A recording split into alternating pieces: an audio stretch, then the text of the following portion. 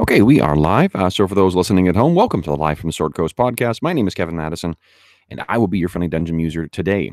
Today, I am continuing on with my ongoing participation in the RPG-A-Day event for 2018. I'm going to double check and make sure that we are actually broadcasting here.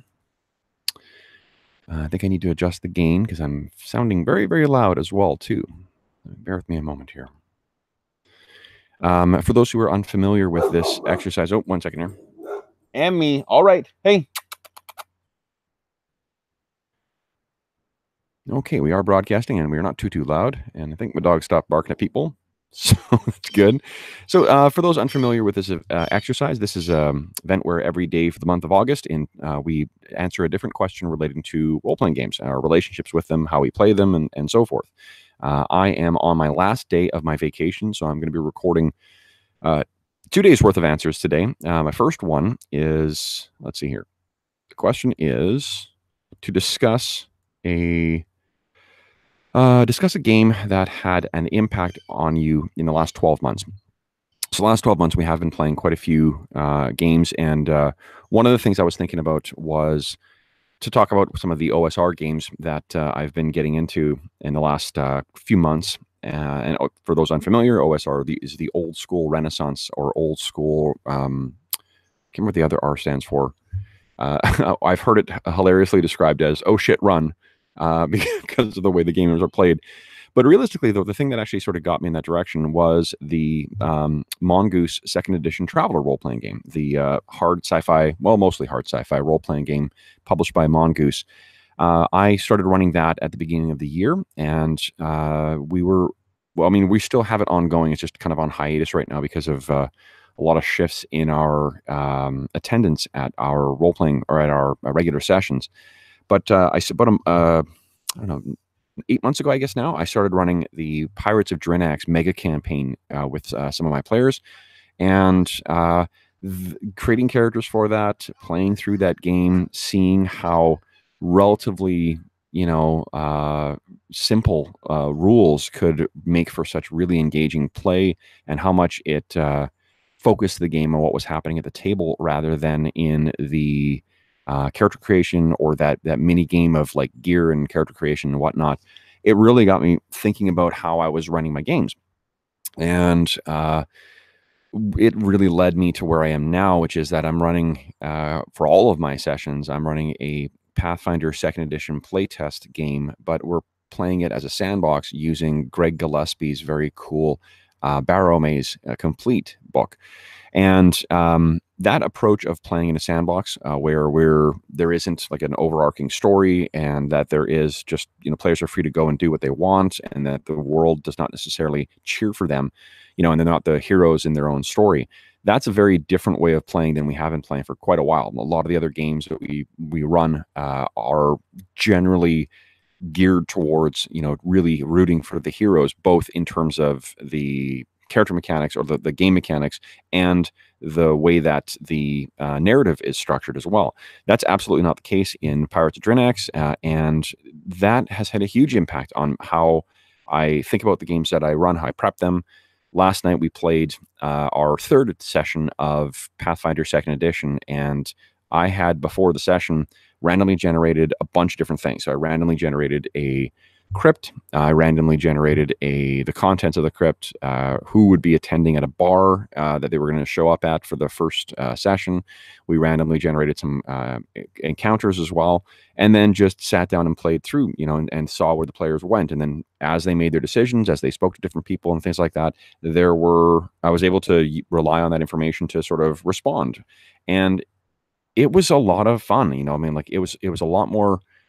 It was a lot less work, to be honest, because what I'm doing is not coming up whole cloth with sort of the whole story of what's happening in it and then hoping the players follow that. It's just setting up some situations, and then the players can interact with the world, and then because of the random preparations I've made, I am able to respond accordingly. So, and I don't think I'd be playing these things if it was not for my experience with Traveler 2nd Edition. So that's the game that really had, I think, the most impact on me in the last 12 months and how it has changed the way I approach role-playing games. I mean, this is an ever-shifting target, so I imagine there's going to be other games I'll be exposed to that will be changing things, but it's going to feed into my answer for tomorrow's question, which is about my plans for the next 12 months. And playing through Traveler Second Edition has really had a massive impact on what my plans are for the next year's worth of gaming, and how I've been approaching gaming for the last few months as well too. So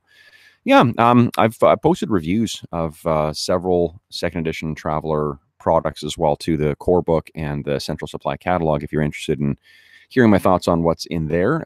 If you're unfamiliar with Traveler Second Edition and you want to check it out, maybe what I'll do is between now and when I'm recording this and in the next little bit, I will add links to those videos if you do want to just easily click through them rather than rooting around on my channel. But yeah, so that's my answer for day 25. Day 26 is going to be discussing what my plans are for the next 12 months, and I will be jumping into that pretty much right away as soon as I'm finished up this video, because I've got a hot date with 14 hours of driving tomorrow, and I will not have time to post a video. So anyway, as always, if you have any comments, questions, or concerns regarding this video, or if you want to share what game had an impact on you in the last 12 months, I'd love to hear it. I love hearing about new games. And there's a new, actually, speaking of new games, I did hear from one viewer about a game called Symbaroum. I'm not sure how to pronounce it, but it sounds really, really interesting. So I do appreciate all the any comments that anyone leaves, and I do follow up on that stuff as well too. It helps inform me for what games are available and what ways to approach games. So thanks in advance for anybody who shares the names of the games that they've been impacted by in the last 12 months. Finally, you may notice that there is a link in the bottom of there are a couple links in the bottom of the description.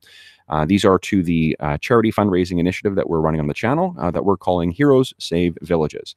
If you click through to the one link, it takes you to the initiative where we have paired up with the SOS Children's Villages International charity, a really terrific charity that provides both advocacy and direct benefits to children who are living in high-need circumstances, both in North America and elsewhere in the world. You can learn all about the campaign and see what rewards are available for donors. On the campaign page, all that money goes directly to the charity. None of it goes to the channel or me or anything like that. So it all helps them do the very good work they're doing.